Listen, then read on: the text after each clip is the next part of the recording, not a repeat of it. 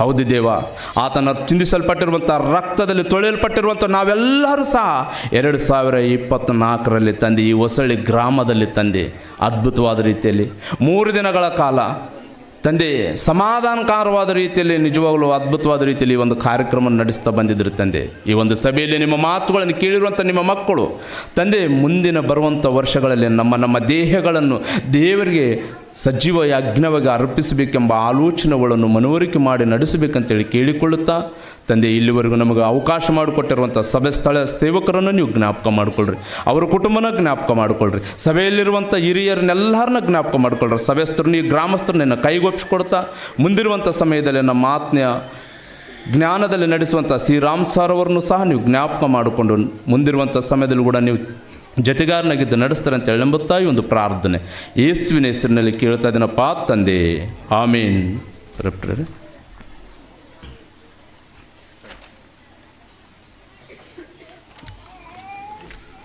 ಭಾಳ ಅದ್ಭುತವಾಗಿರ್ತಕ್ಕಂಥ ವಾಕ್ಯ ಎಲ್ಲ ಕೇಳಿ ಬೇಜಾರಾಗಿಲ್ಲ ನನಗನ್ನಿಸ್ತದೆ. ಹೌದೆಲ್ಲ ಕುಂತು ಕೇಳೋದು ಸ್ವಲ್ಪ ಕಷ್ಟ ಅನಿಸ್ತದೆ. ಸ್ವಲ್ಪ ರಿಫ್ರೆಶ್ ಆಗೋಣ, ರಿಫ್ರೆಶ್ ಆಗೋಣ. ನಮ್ಮ ರವಿ ಅವರು ಒಂದು ಹಾಡು ಹಾಡ್ತಾರೆ, ಸ್ವಲ್ಪ ಜಾಗ್ರ ಆಗೋಣ, ನಿದ್ದೆ ಎಲ್ಲ ಬಿಟ್ಟು ಹೋಗಲಿ. ಯಾಕಂದರೆ ಸುದೀರ್ಘವಾಗಿ ಕುಳಿತುಕೊಳ್ತಕ್ಕಂಥ ಸಮಯ ಬಂದಿದೆ. ನಮ್ಮ ರವಿ ನಡುವಿನ ಕೇರಿಯವರು ಮುಂದೆ ಬಂದು ನಿಮ್ಮನ್ನು ಹಾಡಿನಲ್ಲಿ ನಡೆಸ್ತಾರೆ. ಎರಡೊಬ್ಬ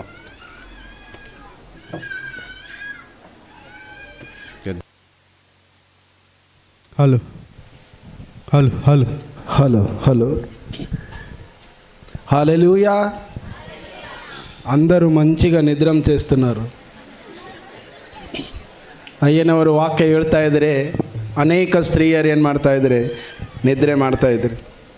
కారణ వాక్య ಹೇಳುವಾಗ నిద్రం వస్తుంది.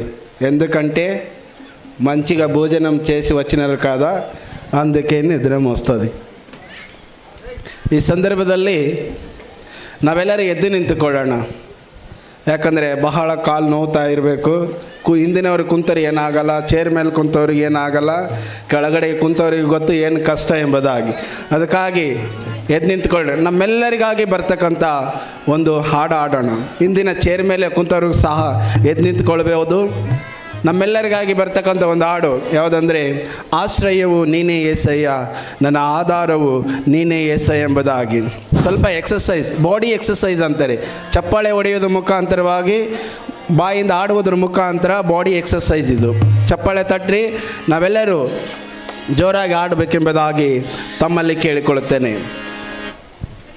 ಆಶ್ರಯವು ನೀನೇ ಏಸಯ್ಯ, ನನ್ನ ಆಧಾರವು ನೀನೇ ಏಸಯ್ಯ.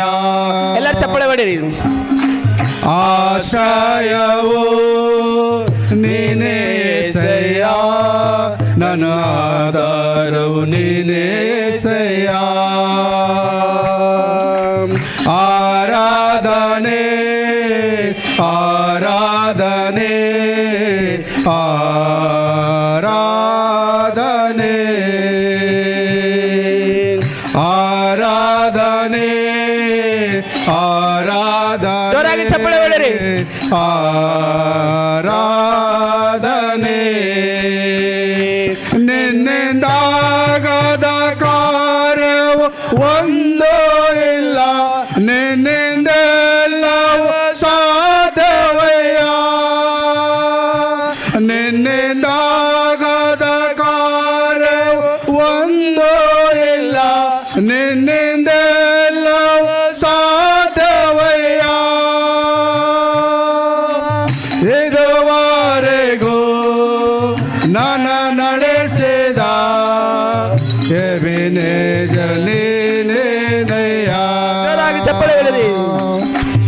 ಇದುವರೆಗೂ ನನ್ನ ನಡೆಸಿದ ಎಬಿನೇಜರ್ ನೀನೇನಯ್ಯ.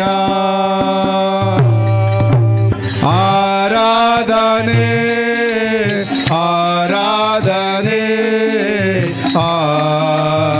ಆರಾಧನೆ ಆರಾಧನೆ ಆರಾಧನೆ ಆರಾಧನೆ ಆರಾಧನೆ. ಕಷ್ಟದ ದಿನದೇ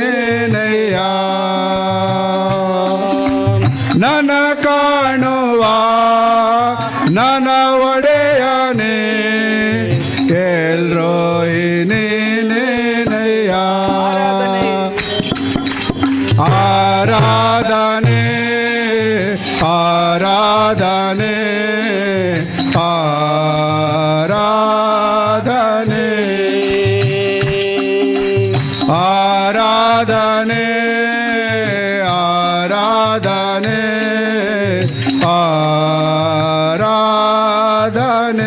ನಿನ್ನ ಪ್ರೀತಿ ನಮಗೆ ಸಾಕು, ನಿನ್ನ ಪ್ರೀತಿ ನನಗೆ ಸಾಕು, ನಿನ್ನ ನೆರಳಲ್ಲಿ ಬದುಕುವೆನು. ನಿನ್ನ ಪ್ರೀತಿ ನನಗೆ ಸಾಕು, ನಿನ್ನ ನೆರಳಲ್ಲಿ ಬದುಕುವೆನು. ನನ್ನ ನಡೆಸುವ ನನ್ನ ಕುರುಬನೇ ಯೆಹೋವರೋವಾ ನೀನೇ.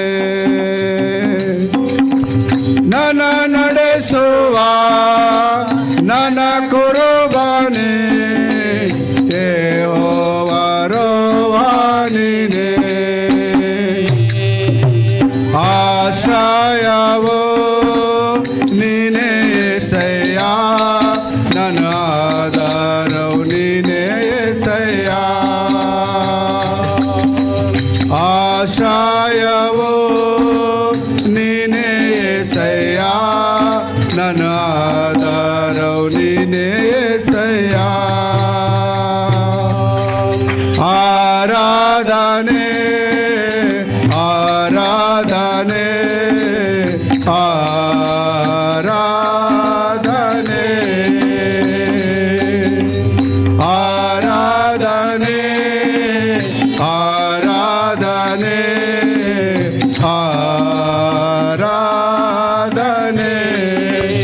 ಆರಾಧನೆ ಆರಾಧನೆ ಆರಾಧನೆ ಆರಾಧನೆ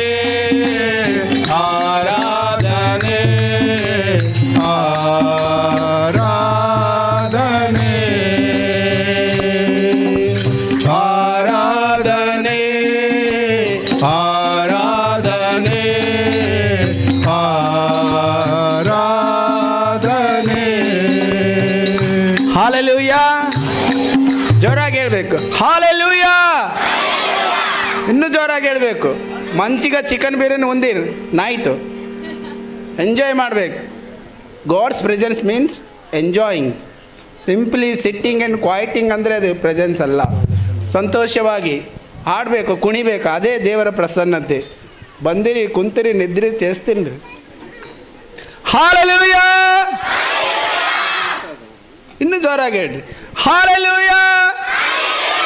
ಬೋಲೋ ಯೇಸು ಮಸೀಹ್ ಕಿ. ಇವಾಗ ಆಗ್ತಾ ಇಲ್ಲ, ಹಿಂದೆ ಹಿಂದೆ ಹೇಳ್ತಾ ಇಲ್ಲ, ಹಿಂದ್ಗಡೆ ಕೈ ಬರ್ತಾ ಇಲ್ಲ. ಅಲ್ಲಿ ಚೇರ್ ಮೇಲೆ ಇದ್ದವ್ರು ಹೇಳ್ಬೇಕು. हालेलुया, भले इस मसीह की, आने वाला मसीह की, प्रभु यीशु क्रिस्त महाराज को. ಈಗ ನಿದ್ರೆ ಮಾಡೋರು ಮಾತ್ರ ಹಾಲೆಲ್ಲಿ ಉಳಿಬೇಕು. ಹಾಲೆಲೂಯಾ. ನಿದ್ರೆ ಮಾಡ್ರಿ ಅಂತ ಅರ್ಥ. ಇವಾಗ ಜಾಗರ ಆಯ್ತಾ? ಜಾಗರ ಆಯ್ದ್ರಿ ಎಲ್ಲರೂ ಎಚ್ಚರವಾದಿರಾ? ಕೈ ತೋರಿಸಿ ಸ್ವಲ್ಪ. ನಾನು ಎಚ್ಚರಿಕೆಯಾಗಿದ್ದೇನೆ ಅಂತೇಳಿ ಕೈ ತೋರಿಸಿ. ಎರಡು ಕೈ ತೋರಿಸಿ, ಒಂದೇ ಕೈ ಇಲ್ಲ. ದೇವರು ಎರಡು ಕೈ ಕೊಟ್ಟಿದ್ದಾನೆ, ಬಾಯಿ ಮಾತ್ರ ಒಂದೇ ಕೊಟ್ಟಿದ್ದಾನೆ. ಎರಡು ಬಾಯಿ ಕೊಟ್ಟಿದ್ದರೆ ಕಷ್ಟ ಇತ್ತು.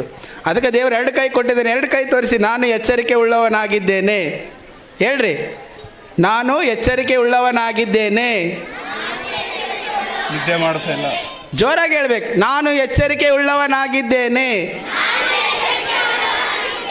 ದೇವರ ವಾಕ್ಯವನ್ನು ಕೇಳಲು ಸಿದ್ಧನಾಗಿದ್ದೇನೆ. Thank you. ವಂದನೆಗಳು. ದಯಮಾಡಿ ಕೂತ್ಕೊಳ್ಳಿ. ಒಂದು ಹೋಗ್ರ ಕಡೆ ಆಯ್ತು ಅವ್ರ ಕೆಲಸ ಒಂದೆರಡು. Sir thank you. ಇಲ್ಲ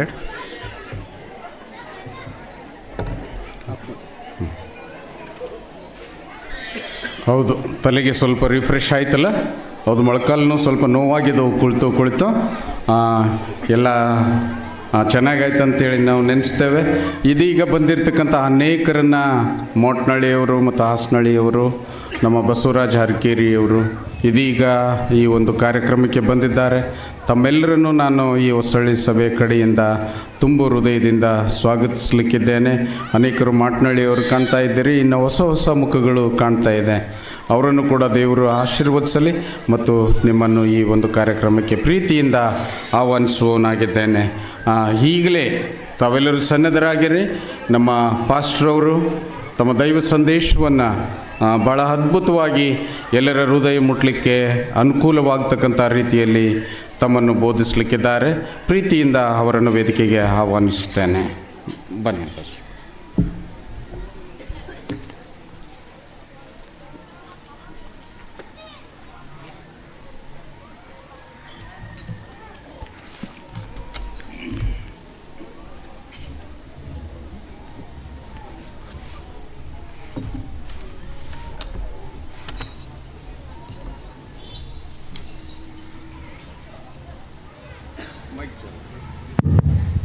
ಹಲೋ,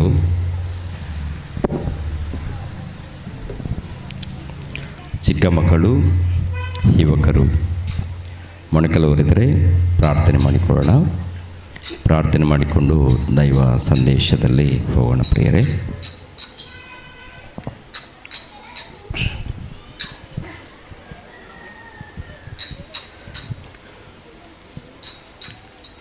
ನಮ್ಮನ್ನು ಬಹಳವಾಗಿ ಪ್ರೀತಿಸುವಂಥ ನಮ್ಮ ತಂದೆಯಾದ ದೇವರೇ, ವಂದನೆಗಳು, ಸ್ತೋತ್ರಗಳು, ಕೃತಜ್ಞತೆಗಳು. ತಂದೆ, 3 ದಿನದಿಂದ ಈ ಹೊಸಹಳ್ಳಿ ಗ್ರಾಮದಲ್ಲಿ ತಂದೆಯಾದ ದೇವರೇ ಅದ್ಭುತ ರೀತಿಯಲ್ಲಿ ಕಾರ್ಯಕ್ರಮವನ್ನು ನೀವು ನಿಮ್ಮ ಮಕ್ಕಳ ಮೂಲಕ ನಡೆಸ್ತಾ ಇದ್ದೀರಿ. ಅದಕ್ಕೆ ನಿಮಗೆ ಕೃತಜ್ಞತೆಗಳು, ಸ್ತೋತ್ರಗಳನ್ನು ಸಮರ್ಪಿಸ್ತಾ ಇದ್ದೀನಿ ತಂದೆ. ಸಭೆಯಲ್ಲಿದ್ದಂಥ ಎಲ್ಲ ಮಕ್ಕಳನ್ನು ನೀವು ಬಲಪಡಿಸ್ತಾ ಇದ್ದೀರಾ. ಸ್ತೋತ್ರಗಳು ತಂದೆಯ ದೇವರೇ. ಈ ದಿನ ಈ ಒಂದು ಕೂಟಕ್ಕೆ ಅಂತ್ಯ ದಿನ, ಕೊನೆ ದಿನದಲ್ಲಿದ್ದೀವಿ ತಂದೆ. ಎಲ್ಲರನ್ನೂ ಬಲಪಡಿಸುವಂಥ ರೀತಿಯಲ್ಲಿ ನಿಮ್ಮ ಮಾತುಗಳನ್ನು ದಯಪಾಲಿಸಿ ತಂದೆ. ಎಲ್ಲರೂ ಆತ್ಮಿಕವಾಗಿ ಬೆಳಿಬೇಕು. ಎಲ್ಲರೂ ನಿಮ್ಮ ಸೇವೆಯಲ್ಲಿ, ನಿಮ್ಮ ಧ್ಯಾನದಲ್ಲಿರಬೇಕು. ಎಲ್ಲರೂ ತಂದೆಯ ದೇವರೇ ನೀವಿರುವಂಥ ಪರಲೋಕವನ್ನು ಪಡೆದುಕೊಳ್ಬೇಕು. ಅದೇ ನಿಮ್ಮ ಆಲೋಚನೆ ತಂದೆಯ ದೇವರೇ. ಹಾಗೆ ನಿಮ್ಮ ಬಳಿಯಲ್ಲಿ ಬರುವಂತೆ ನಮ್ಮೆಲ್ಲರಿಗೆ ಸಹಾಯ ಮಾಡಿ. ನಿಮ್ಮ ವಾಕ್ಯಗಳನ್ನು ತಿಳಿಸುವಾಗ ಪವಿತ್ರ ಆತ್ಮರ ಸಹಾಯವನ್ನು ದಯಪಾಲಿಸಿ. ದೈವ ಸೇವಕರನ್ನು, ಸಭೆಯ ಹಿರಿಯರನ್ನು, ಯುವಕರನ್ನು, ಯುವತಿಯರನ್ನು, ಪ್ರತಿಯೊಬ್ಬರನ್ನು ಕೂಡ ಬಲಪಡಿಸಿ. ಬಂದಿರುವಂಥ ದೂರ ಪ್ರಾಂತದಿಂದ ಬಂದಿರುವಂಥ ನಿಮ್ಮ ಮಕ್ಕಳನ್ನು ಆಶೀರ್ವದಿಸಿ. ನೇರ ಪ್ರಸಾರದಲ್ಲಿ ವೀಕ್ಷಿಸುವಂಥ ನಿಮ್ಮ ಮಕ್ಕಳನ್ನು ಕೂಡ ಆಶೀರ್ವದಿಸಿ. ಯೇಸು ಪವಿತ್ರ ನಾಮದಲ್ಲಿ ಬೇಡ್ತಾ ಇದ್ದೀನಪ್ಪ ತಂದೆಗೆ, ಆಮೆನ್.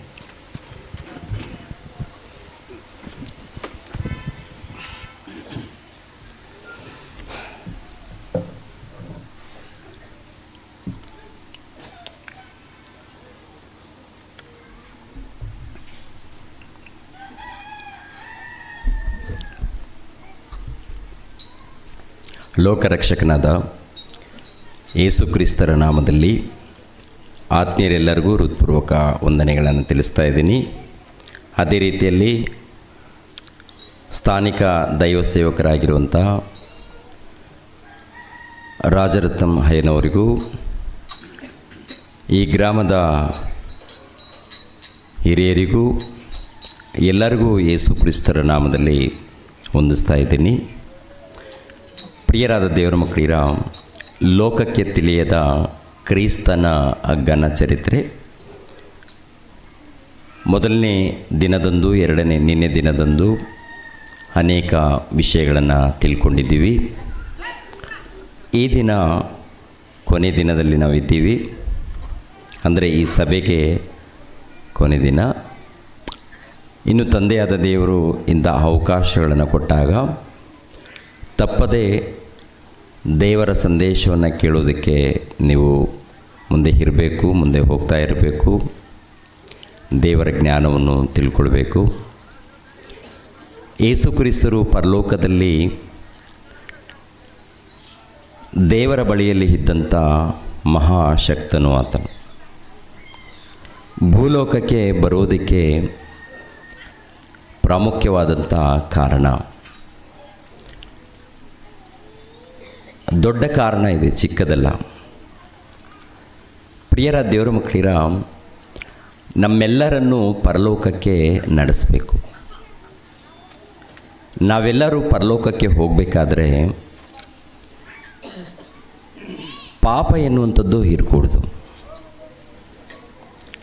ನಮ್ಮಲ್ಲಿ ಪಾಪ ಎನ್ನುವಂಥದ್ದು ಇರಕೂಡ್ದು. ಈ ಲೋಕದಲ್ಲಿ ಪ್ರಿಯರಾದ ದೇವರ ಮಕ್ಕಳಿರ, ನಾವೆಲ್ಲರೂ ಜೀವಿಸ್ತೀವಿ. ನೀತಿವಂತರು, ಅನೀತಿವಂತರು, ಎಲ್ಲರನ್ನೂ ಕಾಪಾಡುವವರೇ ದೇವರು. ನೀತಿವಂತರನ್ನು ಕಾಪಾಡ್ತಾರೆ, ಅನೀತಿವಂತರನ್ನು ಕೂಡ ಕಾಪಾಡುವವರು ದೇವರು. ನೀತಿವಂತರ ಮೇಲೆ ಮಳೆ ಸುರಿಸ್ತಾ ಇದ್ದಾರೆ, ಅನೀತಿವಂತರ ಮೇಲೆ ಕೂಡ ಮಳೆ ಸುರಿಸುವವರು ದೇವರು. ಈ ಭೂಮಿಯ ಮೇಲೆ ಎಷ್ಟು ಮಂದಿ ಮಾನವರಿದ್ದಾರೋ ಎಲ್ಲರೂ ದೇವರ ಮಕ್ಕಳು, ಎಲ್ಲರನ್ನೂ ದೇವರು ಕಾಪಾಡ್ತಾರೆ. ಆದರೆ ಪರಲೋಕ ಅನ್ನೋದು ಎಲ್ಲರಿಗಿಲ್ಲ. ಪರಲೋಕ ಇದೆ ನೋಡಿ, ಪರಲೋಕ ಅದು ಎಲ್ಲರಿಗಿಲ್ಲ. ಪರಲೋಕ ಇರುವುದರಿಂದ ಪರಲೋಕದಲ್ಲಿ ತಂದೆಯಾದ ದೇವರು ಇರುವುದರಿಂದ ನಮ್ಮನ್ನು ದೇವರ ಬಳಿಗೆ ಸೇರಿಸಬೇಕು. ನಮ್ಮನ್ನು ದೇವರ ಬಳಿಗೆ ಸೇರಿಸಬೇಕಾದ್ರೆ ನಾವು ಈ ಲೋಕದಲ್ಲಿ ಪರಿಶುದ್ಧರಾಗಿ ಜೀವಿಸಬೇಕು. ಅದಕ್ಕೆ ಜಗತ್ತು ಉಂಟಾಗಲಾರದ ಮೊದಲು ದೇವರದು ಒಂದು ಸಂಕಲ್ಪ ಇದೆ. ದೇವರ ಸಂಕಲ್ಪ ಅದೇನಿದೆ ಒಂದು ಸಾರಿ ನೋಡಿ ಪ್ರಿಯರೇ. ಎಫೆಸದವರಿಗೆ ಬರೆದ ಪತ್ರಿಕೆ 1ನೇ ಅಧ್ಯಾಯ 4ನೇ ವಚನವನ್ನು ನೋಡೋಣ ಪ್ರಿಯರೇ. ಎಫೆಸದವರಿಗೆ ಬರೆದ ಪತ್ರಿಕೆ 1ನೇ ಅಧ್ಯಾಯ 4ನೇ ವಚನವನ್ನು ನೋಡೋಣ. ಹೇಗೆಂದರೆ, ನಾವು ಪ್ರೀತಿಯಲ್ಲಿ ನಡೆದು ಆತನ ಸನ್ನಿಧಿಯಲ್ಲಿ ಪರಿಶುದ್ಧರು, ದೋಷವಿಲ್ಲದವರು ಆಗಿರಬೇಕೆಂದು ನಮ್ಮನ್ನು ಜಗದುತ್ಪತ್ತಿಗೆ ಮುಂಚೆ ಕ್ರಿಸ್ತನಲ್ಲಿ ಆರಿಸಿಕೊಂಡನು. ನಮ್ಮನ್ನು ಜಗದುತ್ಪತ್ತಿಗೆ ಮುಂಚೆ ಕ್ರಿಸ್ತನಲ್ಲಿ ಆರಿಸಿಕೊಂಡನು ಅಂತ ಅರ್ಥ ಆಗುತ್ತೆ ಪ್ರಿಯರೇ. ಯಾವಾಗ ಆರಿಸಿಕೊಂಡಿದ್ದಾನಂತಿರುತ್ತೆ ಈ ಮಾತು? ಜಗತ್ತುತ್ಪತ್ತಿಗೆ ಮುಂಚೆನೇ ನಮ್ಮನ್ನು ಆರಿಸಿಕೊಂಡಿದ್ದಾನಂತೆ. ಯಾರ ಮೂಲಕ ಆರಿಸಿಕೊಂಡಿದ್ದಾನಂತ ನೋಡುವಾಗ ಯೇಸು ಕ್ರಿಸ್ತರ ಮೂಲಕ. ಏನ್ರಿ? ಯೇಸು ಕ್ರಿಸ್ತರ ಮೂಲಕ ಆರಿಸಿಕೊಂಡಿದ್ದಾರೆ. ಅಂದರೆ ಅರ್ಥ ಇವು ನೋಡಿ, ನೀವು ವಸ್ತ್ರಗಳನ್ನು ತಗೊಳ್ಳೋದಕ್ಕೆ ಬಟ್ಟೆ ಶಾಪಿಗೆ ಹೋಗ್ತೀರಾ, ಅಂಗಡಿಗೆ. ಅದೇ ಪ್ರಕಾರ ಯಾವುದಾದ್ರೂ ವಸ್ತುಗಳನ್ನು ತೊಗೊಳಕ್ಕೆ ಹೋಗ್ತೀರಾ, ತರಕಾರಿ ತೊಗೊಳಕ್ಕೆ ಹೋಗ್ತೀರ ಅಂತ ಹೇಳ್ಬೋದು. ಈ ತರಕಾರಿ ತೆಗೆದುಕೊಳ್ಳುವಾಗ ನೀವು ಆರಿಸ್ಕೊಂಡು ತೊಗೊಳ್ತೀರಾ ಅಥವಾ ಆ ಮಾರುವವರು ಏನು ಕೊಡ್ತಾರೋ ಅದನ್ನು ತೊಗೊಂಡು ಬರ್ತೀರಾ? ಅವ್ರು ಕೊಟ್ಟಿದ್ದು ನಾವು ತೊಗೊಳ್ಳಲ್ಲ, ನಾವು ಆರಿಸ್ಕೊಳ್ತೀವಿ. ಅದೇ ಪ್ರಕಾರ ಬಟ್ಟೆ ಅಂಗಡಿಗೆ ಹೋದಾಗ ಅವ್ರು ಕೊಟ್ಟಿದ್ದು ನಾವು ತೊಗೊಳ್ಳಲ್ಲ, ನಾವು ಆರಿಸ್ಕೊಳ್ತೀವಿ. ಆರಿಸ್ಕೊಳ್ಳುವಂಥದ್ದಂದರೆ ನಮಗೆ ಯಾವುದು ಇಷ್ಟ ಆಗಿದೆಯೋ ಅದನ್ನು ನಾವು ಆರಿಸ್ಕೊಳ್ಳುವಂಥದ್ದು, ನಮಗೆ ಇಷ್ಟ ಆದದ್ದು. ಅದೇ ಪ್ರಕಾರ ದೇವರು ಯಾವತ್ತು ಆರಿಸ್ಕೊಂಡಿದ್ದಾರಂತೆ ನಮ್ಮನ್ನು? ಜಗತ್ತು ಉಂಟಾಗಲಾರ್ದ ಮೊದಲು ನಮ್ಮನ್ನು ಆರಿಸ್ಕೊಂಡಿದ್ದಾರಂತೆ. ಅಂದರೆ ಜಗತ್ತು ಉಂಟಾಗಲಾರ್ದ ಮೊದಲು ನಾವಿದ್ದೀವ ಅಮ್ಮ? ಜಗತ್ತು ಉಂಟಾಗಲಾರ್ದ ಮೊದಲು ನಾವಿದ್ದೀವ? ಇದ್ದೀವಾ ಇಲ್ವಾ? ಯೋಬನಿಗೆ ಒಂದು ಪ್ರಶ್ನೆ ಕೇಳ್ತಾನೆ ದೇವರು. ಯೋಬನೇ, ಜಗತ್ತು ಉಂಟಾಗಲಾರ್ದ ಮೊದಲು ನೀನು ಎಲ್ಲಿದ್ದೀಯಾ ಅಂತ ಕೇಳ್ತಾನೆ. ನನಗೆ ಗೊತ್ತಿಲ್ಲ ದೇವರಂತಾನೆ. ಆವಾಗಲೂ ನೀನು ಹುಟ್ಟಿದ್ದೀಯಾ ಗೊತ್ತಾ ನಿನಗೆ ಅಂತ ಹೇಳ್ತಾರೆ. ಆವಾಗೂ ನೀನು ಹುಟ್ಟಿದ್ದೀಯಾ? ಎಲ್ಲಿ ಹೇಗೆ ಅಂತ ನೋಡುವಾಗ ದೇವರಲ್ಲೇ ಇದ್ದೀವಿ. ಆಲ್ರೆಡಿ ಎಲ್ಲಿದ್ದೀವಿ ಅಂದರೆ ನಾವೆಲ್ಲರೂ ದೇವರಲ್ಲಿದ್ದೀವಿ ಪ್ರಿಯರೇ. ನಾವೆಲ್ಲರೂ ಎಲ್ಲಿದ್ದೀವಿ ಹೇಳಿ? ದೇವರಲ್ಲಿದ್ದೀವಿ. ದೇವರಲ್ಲಿ ದೇವರು ಆತ್ಮಸ್ವರೂಪನು. ಆತ್ಮಸ್ವರೂಪನಾಗಿರುವಂಥ ಆತನಲ್ಲಿ ನಾವೆಲ್ಲರಿದ್ದೀವಿ. ಆತನಿಂದ ಎಲ್ಲಿಗೆ ಬಂದಿದ್ದೀವಿ ಅಂತ ನೋಡುವಾಗ ಆದಾಮನಲ್ಲಿ ಬರ್ತೀವಿ ಪ್ರಿಯರೇ. ಎಲ್ಲಿಂದ ಎಲ್ಲಿಗೆ ಬರ್ತೀವಿ? ತಂದೆಯಾದ ದೇವರಿಂದ ಆದಾಮನೊಳಗೆ, ಆದಾಮನನ್ನು ನೆಲದ ಮಣ್ಣಿನಿಂದ ಬೊಂಬೆಯನ್ನು ಮಾಡಿ ಆ ಬೊಂಬೆಯಲ್ಲಿ ಆ ಒಂದು ರೂಪದಲ್ಲಿ ಜೀವಶ್ವಾಸವನ್ನು ಊದಿದಾಗ, ಅಂದರೆ ದೇವರಲ್ಲಿ ತನ್ನಲ್ಲಿರುವಂಥ ಜೀವವನ್ನು ಊದಿದಾಗ ಮನುಷ್ಯನು ಬದುಕುವ ಪ್ರಾಣಿಯಾದನಂತಿರುತ್ತೆ. ಅಂದರೆ ಈ ನೆಲದ ಮಣ್ಣಿನಿಂದ ಈ ಆಕಾರ, ಈ ದೇಹ ಕಾಣ್ತಾ ಇದೆಯಲ್ಲ, ನೆಲದ ಮಣ್ಣಿನಿಂದ ಇದ್ದಂಥ ಆಕಾರ. ಇದು ಜೀವಿಸಬೇಕಾದ್ರೆ ಇದರ ಒಳಗಡೆ ಜೀವಾತ್ಮ, ಅಂದರೆ ದೇವರ ಮೂಲಕ ಬಂದಂಥ ಜೀವಾತ್ಮ. ಆ ಜೀವಾತ್ಮ ಅಂದ್ರೇ ನಾವು ಪ್ರಿಯರೇ, ಮೊದಲನೇ ದಿನ ಕೆಲವು ವಿಷಯಗಳು ಮಾತಾಡಿದ್ದೀವಿ. ಜೀವಾತ್ಮ ಅಂದರೆ ಯಾರು? ನೀವು, ನಾವು. ಜೀವಾತ್ಮಕ್ಕೆ ಲಿಂಗಭೇದ ಇದೆಯಾ ಅಂತ ನೋಡುವಾಗ ಜೀವಾತ್ಮಕ್ಕೆ ಲಿಂಗಭೇದ ಇಲ್ಲ. ಜೀವಾತ್ಮಕ್ಕೆ ಲಿಂಗಭೇದ ಇಲ್ಲ. ಈ ಶರೀರಕ್ಕೆ ಕೊಟ್ಟಿದ್ದಾರೆ.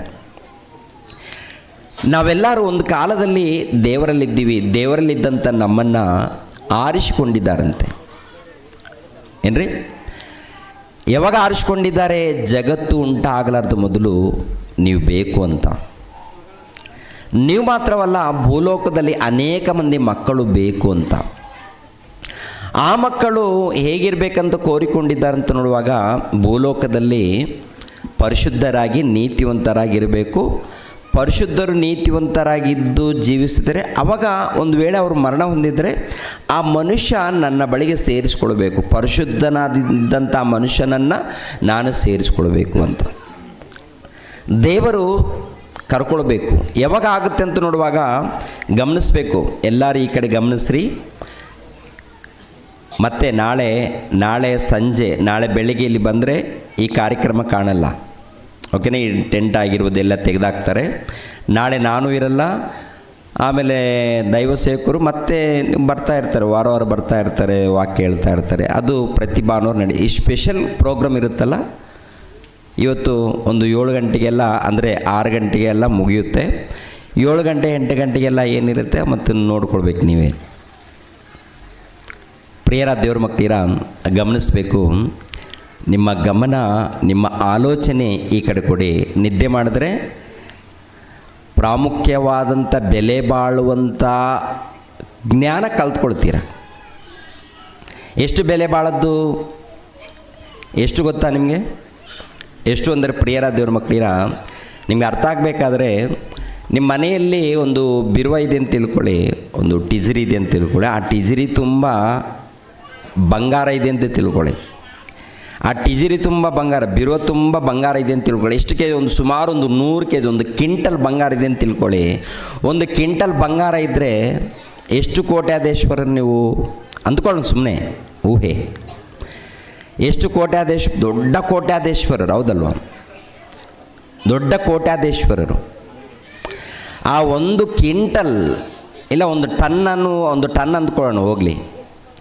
ಅಷ್ಟು ಬಂಗಾರ ನಿಮ್ಮ ಹತ್ರ ಇದೆ, ಅಷ್ಟು ಬಂಗಾರ ನಿಮ್ಮ ಹತ್ರ ಇದೆ ಅಂದ್ಕೊಳ್ಳೋಣ. ಅಷ್ಟು ಬಂಗಾರವನ್ನು ಸಂಪಾದನೆ ಮಾಡಿಕೊಂಡಿರುವಂಥ ನೀವು ಒಂದು ವೇಳೆ ಸಾವು ಬಂದರೆ ಆ ಬಂಗಾರ ನಿಮ್ಮನ್ನು ಕಾಪಾಡಲ್ಲ.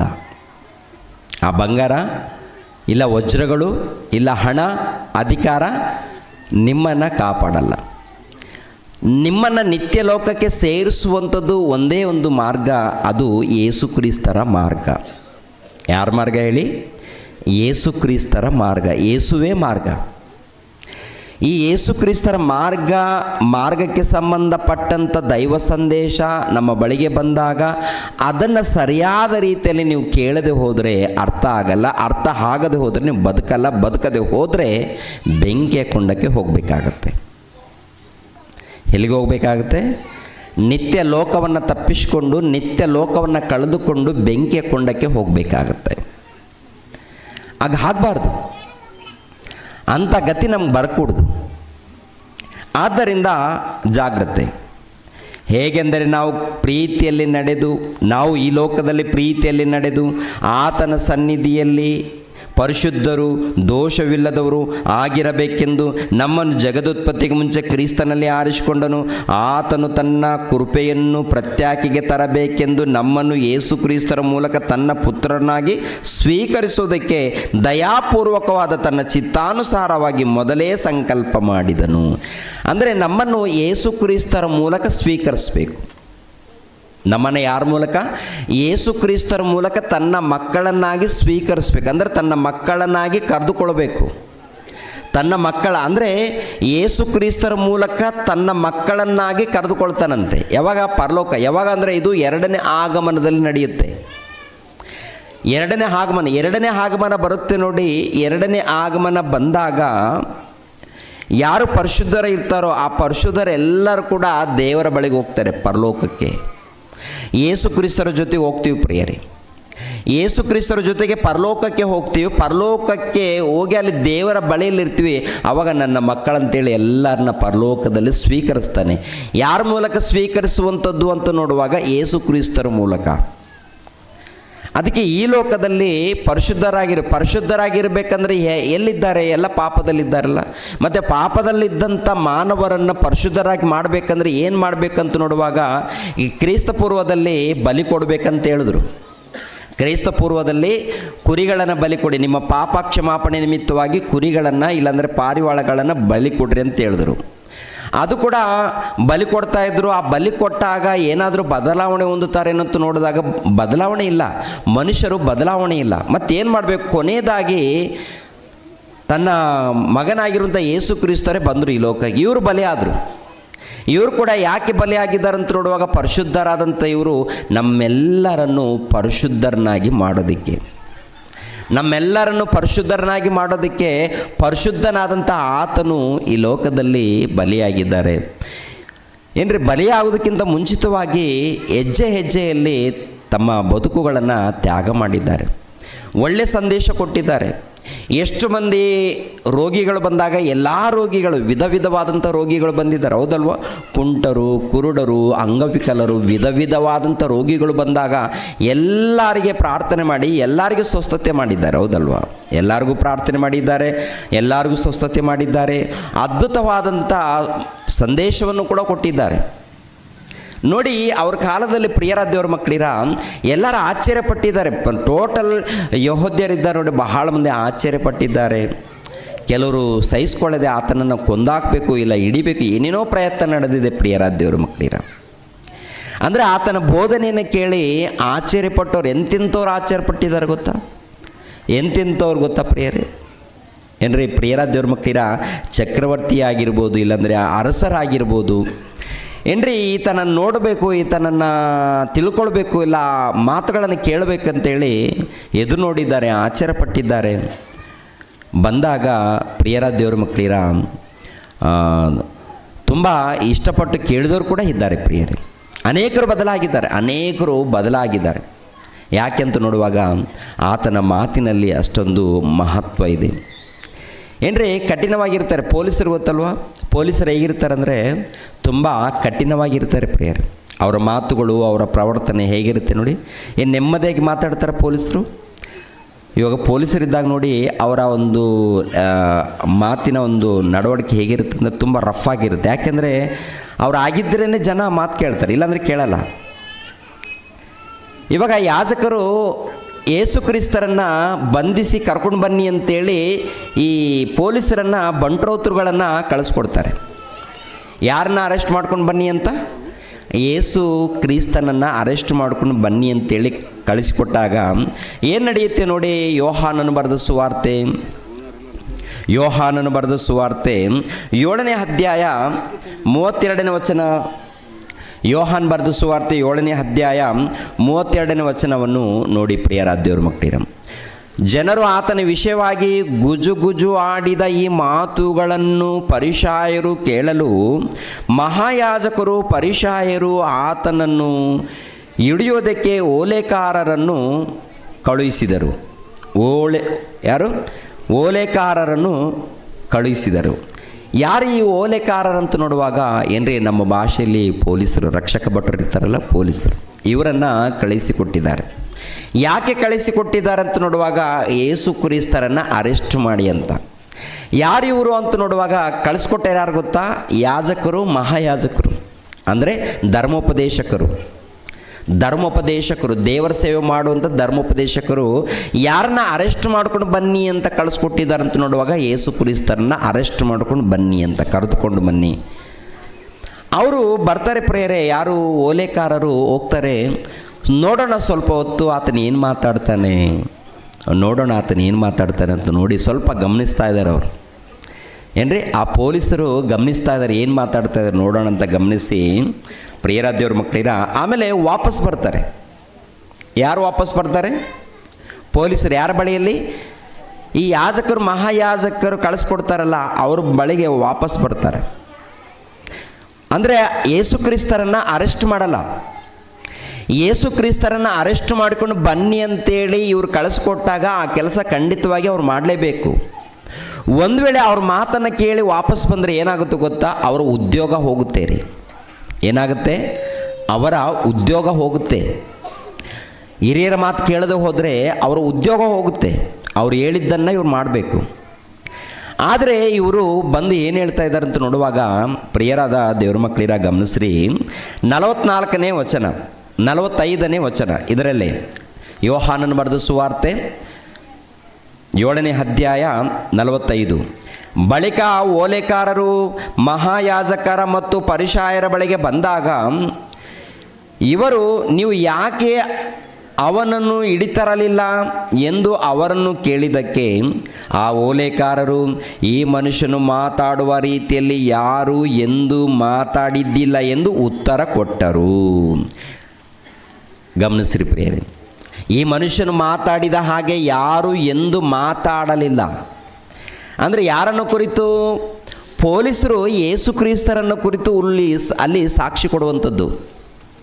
ಕಳಿಸಿದವರು ಯಾಜಕರು, ಮಹಾಯಾಜಕರು, ಏನ್ರಿ, ಯಾಜಕರು ಅರಿದ್ದಾರೆ. ಅವರು ಕಳಿಸಿಕೊಟ್ಟಿದ್ದಾರೆ. ಕಳಿಸಿಕೊಟ್ಟಾಗ ಇವ್ರೇನು ಮಾಡಬೇಕು? ಬಂಧಿಸ್ಕೊಂಡು ಕರ್ಕೊಂಡು ಹೋಗಬೇಕು. ಅದನ್ನು ಬಿಟ್ಟು ಅಲ್ಲಿ ಹೋಗಿ ವಾಕ್ಯ ಕೇಳಿ ಆನಂತರ ವಾಪಸ್ ಹೋಗ್ತಾ ಇದ್ದಾರೆ. ಯಾಕೆ ವಾಪಸ್ ಹೋಗ್ತಾ ಇದ್ದಾರೆ? ಯಾಕೆ? ಈ ಮನುಷ್ಯನನ್ನು ನಾವು ಅರೆಸ್ಟ್ ಮಾಡಬಾರ್ದು. ಈ ಮನುಷ್ಯನು ಸಮಾಜ ಉದ್ಧಾರ ಮಾಡುವಂಥ ವ್ಯಕ್ತಿ, ಸಮಾಜವನ್ನು ಕಾಪಾಡುವಂಥ ವ್ಯಕ್ತಿ, ಸಮಾಜವನ್ನು ಉನ್ನತ ಸ್ಥಾನದಲ್ಲಿ ನಡೆಸುವಂಥ ವ್ಯಕ್ತಿ. ಇಂಥ ವ್ಯಕ್ತಿಯನ್ನು ನಾವು ಅರೆಸ್ಟ್ ಮಾಡಿದರೆ ನಾವು ತಪ್ಪು ಮಾಡ್ತಾ ಇದ್ದೀವಿ. ಬೇಡ, ಅರೆಸ್ಟ್ ಮಾಡೋದು ಬೇಡ. ಒಂದು ವೇಳೆ ಉದ್ಯೋಗ ತೆಗಿತಾರೆ, ಉದ್ಯೋಗ ಹೋದರೂ ಪರವಾಗಿಲ್ಲ, ಈ ಮನುಷ್ಯನನ್ನು ಅರೆಸ್ಟ್ ಮಾಡಿಕೊಡ್ದು, ಬಂಧಿಸಬಾರ್ದು ಅಂತೇಳಿ ವಾಪಸ್ ಹೋಗ್ತಾರೆ ಪ್ರೇಯರವರು. ವಾಪಸ್ ಹೋಗಿ ಆ ಪರಿಸಾಯರಿಗೆ, ಯಾಜಕರಿಗೆ ಹೇಳುವಂಥ ಮಾತೇನು ಗೊತ್ತಾ? ಈ ಮನುಷ್ಯನು ಮಾತಾಡಿದ ಹಾಗೆ ಯಾರು ಎಂದು ಮಾತಾಡಿಲ್ಲ, ಯಾರು ಎಂದು ಮಾತಾಡಿಲ್ಲ. ಅಷ್ಟು ಅದ್ಭುತವಾಗಿ ಮಾತನಾಡಿದ್ದಾನೆ. ಶ್ರೇಷ್ಠವಾದಂಥ ಮಾತುಗಳನ್ನು ಮಾತಾಡಿದ್ದಾನೆ. ಉನ್ನತವಾದಂಥ ಮಾತುಗಳನ್ನು, ಆತ್ಮಿಕವಾದಂಥ ಮಾತುಗಳನ್ನು, ಸರ್ವೋತ್ತಮವಾದಂಥ ಮಾತುಗಳನ್ನು ಮಾತನಾಡಿದ್ದಾನೆ. ಸರ್ವೋತ್ತಮವಾದಂಥ ಮಾತುಗಳನ್ನು ಆತನು ಮಾತಾಡಿದ್ದಾನೆ. ಇಂಥ ಮಾತುಗಳು ನಾವು ಯಾವತ್ತೂ ಕೇಳಿಲ್ಲ, ಎಲ್ಲಿ ಕೇಳಿಲ್ಲ ಅಂತೇಳಿ ಉತ್ತರ ಕೊಡ್ತಾ ಇದ್ದಾರೆ ಪ್ರಿಯರು. ಅಂದರೆ ನೋಡಿ, ಪೊಲೀಸರು ಅಂದಾಗ ಅವರು ಎಷ್ಟೋ ವಿದ್ಯೆಯನ್ನು ಕಲ್ತಿರ್ತಾರೆ, ಲೋಕದ ಜ್ಞಾನವನ್ನು ಕಲ್ತಿರ್ತಾರೆ, ಲೋಕದಲ್ಲಿ ಯಾವ ರೀತಿ ನಡ್ಕೊಳ್ಬೇಕೋ ಅವರಿಗೆ ಗೊತ್ತಿರುತ್ತೆ. ಅಂಥವರು ಪ್ರಿಯರಾದ ದೇವ್ರ ಮಕ್ಕಳಿರ ಯೇಸು ಕ್ರಿಸ್ತರ ವಿಷಯದಲ್ಲಿ ಹೇಳುವಂಥ ಸಾಕ್ಷಿ ಏನಂತ ನೋಡುವಾಗ, ಇಂಥ ಮನುಷ್ಯನನ್ನು ನಾವು ಅರೆಸ್ಟ್ ಮಾಡಬಾರ್ದು. ಎರಡನೇದಾಗಿ, ಈ ಮನುಷ್ಯನು ಮಾತಾಡಿದ ಹಾಗೆ ಯಾರು ಎಂದು ಮಾತಾಡಿಲ್ಲ. ಅಂದರೆ ಯಾರು ಎಂದು ಮಾತಾಡಿಲ್ಲ ಎಂಬ ಆ ಯೇಸು ಕ್ರಿಸ್ತನ ಮಾತುಗಳು ನಮ್ಮ ಬಳಿಯಲ್ಲಿ ಬಂದಾಗ ನಾವೇನು ಮಾಡ್ತಾ ಇದ್ದೀವಿ ಪ್ರಿಯರಾದ ದೇವ್ರ ಮಕ್ಕಳಿರ? ನಾವೇನು ಮಾಡ್ತಾ ಇದ್ದೀವಿ ಪ್ರಿಯರೇ? ದೇವರ ವಾಕ್ಯಗಳನ್ನು ಓದ್ತಾ ಇದ್ದೀವ? ದೇವರ ವಾಕ್ಯಗಳನ್ನು ಯಾವಾಗ ಓದಬೇಕಂತಿರುತ್ತೆ? ಓದಬೇಕು, ಪ್ರತಿನಿತ್ಯ ಓದಬೇಕು. ಆನಂತರ ದೇವಾರಾತ್ರಿ ಅದನ್ನು ಧ್ಯಾನಿಸ್ಬೇಕಂತಿರುತ್ತಾ? ದೇವಾರಾತ್ರಿ ಅದನ್ನು ಧ್ಯಾನಿಸ್ಬೇಕಂತಿರುತ್ತೆ ಪ್ರಿಯರೇ. ನಾವು ಎಲ್ಲರೂ ಕೂಡ ಧ್ಯಾನಿಸ್ತಾ ಇದ್ದೀವ, ಓದ್ತಾ ಇದ್ದೀವ, ಅರ್ಥ ಮಾಡಿಕೊಳ್ತಾ ಇದ್ದೀವ? ಓದುವವರು, ಧ್ಯಾನಿಸುವವರು, ಅರ್ಥ ಮಾಡಿಕೊಂಡು ಬದುಕುವವರು, ಜೀವಿಸುವವರಿದ್ದಾರಲ್ಲ, ಅವರು ಭಾಗ್ಯವಂತರು, ಅವರು ಧನ್ಯರವರು. ನಾವು ಆ ಲೀಸ್ಟಲ್ಲಿ ಇದ್ದೀವ? ನಾವು ಕೇಳೋರು ಮಾತ್ರವಾಗಿದ್ದೀವ? ಕೇಳೋರು ಮಾತ್ರವಾಗಿದ್ದೀವ, ಕೇಳಿದ ಮೇಲೆ ಜೀವಿಸೋರಾಗಿದ್ದೀವ ಅನ್ನೋದನ್ನು ನಿಮ್ಮನ್ನು ನೀವು ಪರಿಶೋಧನೆ ಮಾಡಿಕೊಳ್ಳಿ ಪ್ರಿಯರೇ. ಇನ್ನೊಂದು ಸಂದರ್ಭ ಬರುತ್ತೆ. ಇನ್ನೊಂದು ಸಂದರ್ಭ ಬಂದಾಗ ಏನ್ರಿ ಎಷ್ಟು ಅದ್ಭುತವಾದಂಥ ತೀರ್ಪು ಮಾಡ್ತಾರೆ ಅವರು.